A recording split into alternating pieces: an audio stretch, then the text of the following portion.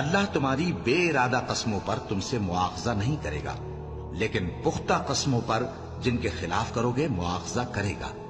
تو اس کا کفارہ 10 ناداروں کو اوسط درجے کا کھانا کھلانا ہے جو تم اپنے اہل و عیال کو کھلاتے ہو، یا ان کو کپڑے دینا یا ایک غلام آزاد کرنا، اور جس کو یہ میسر نہ ہو وہ 3 روزے رکھے۔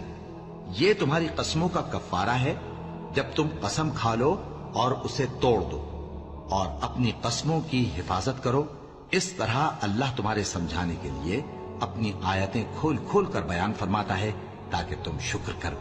اے ایمان والو، شراب اور جوا اور بت اور پانسے، یہ سب ناپاک کام اعمال شیطان سے ہیں، سو ان سے بچتے رہنا تاکہ تم کامیاب ہو جاؤ۔